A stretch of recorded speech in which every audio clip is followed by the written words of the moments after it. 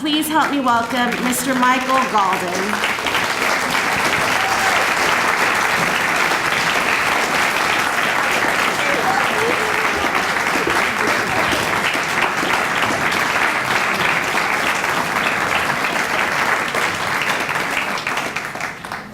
Thank you all for coming. Well, really from June 1998 till July of 2009, as Marcella said, I was one of the homeless youth in America.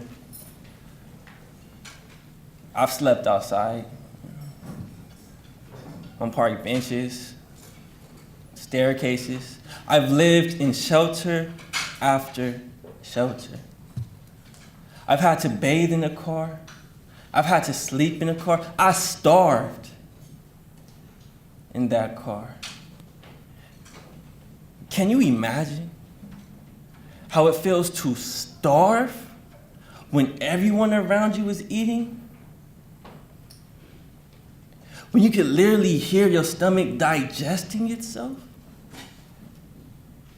It's like striking a match and someone dropping it down my throat and it hits nothing but gasoline. And every night I was set on fire.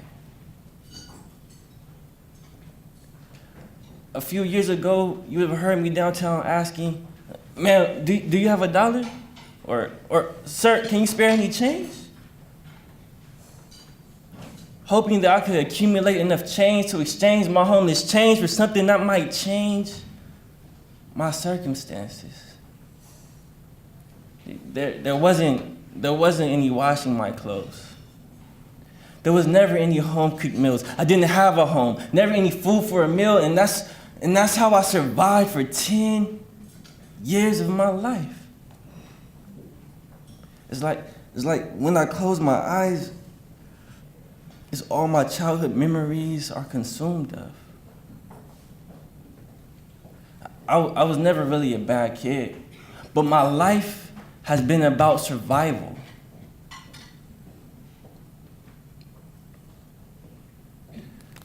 See, sometimes it's just not as simple as waking up and going to school the next day. My mom, she was deathly ill, which was displaced in the first place. She's had 3 surgeries and almost died twice. My older sister, who's only a year older than me, she inherited most of my mother's illnesses. She's had 2 surgeries. She's almost died once. I was entrapped in a world of homelessness. I remember one year my mom's taxes reported that she had earned a combined total of $5,000.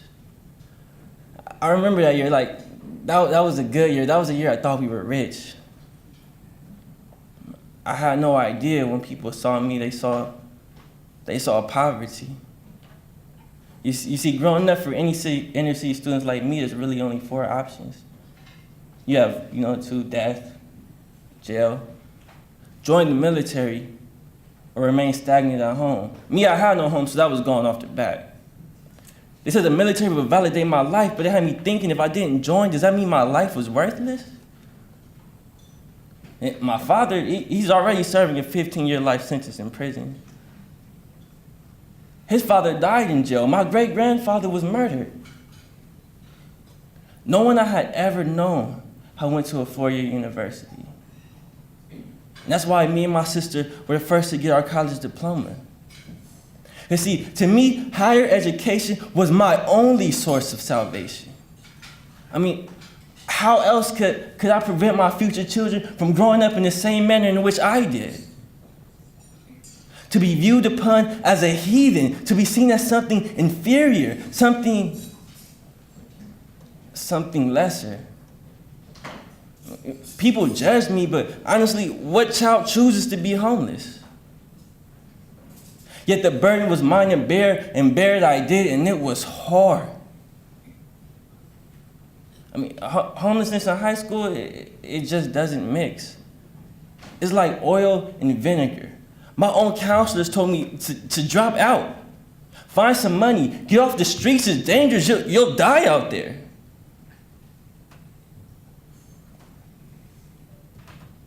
And me, see, what many people see, like the homelessness, it puts you on the streets.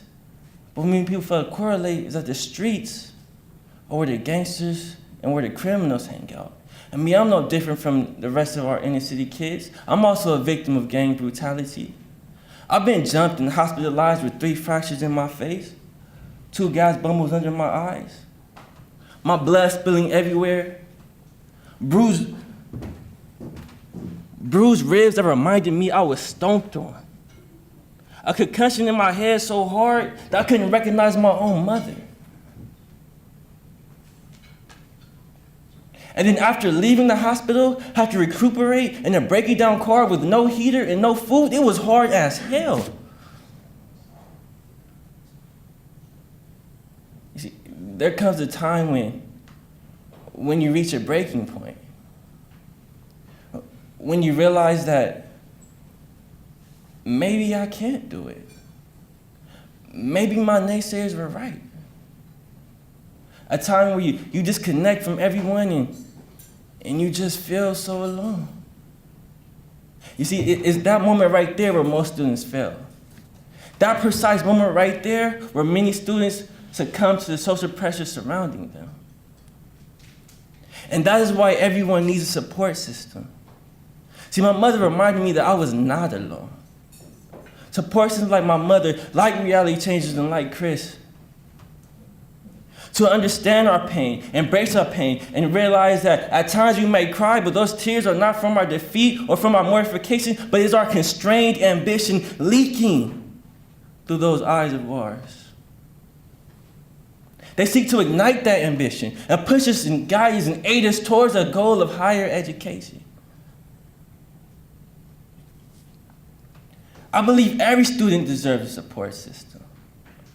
Someone to motivate us to seek greatness out of life. You see, it's like looking back in hindsight. I mean, I was just on stage getting my college sweatshirt, you know, and it's crazy because I came from nowhere. I literally grew up as nothing. And yet here I am, standing with my head held high, 1 month away from graduating UCLA. The first.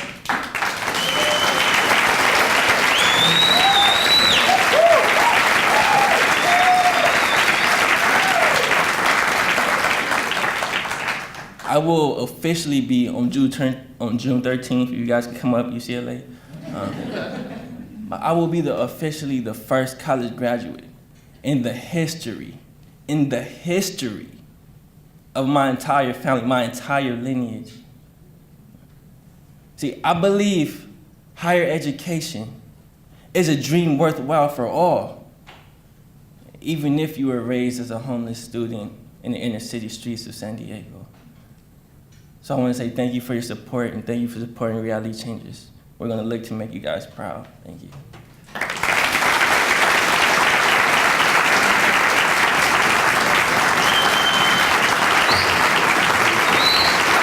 Ladies and gentlemen, Michael Bernard Gaulden.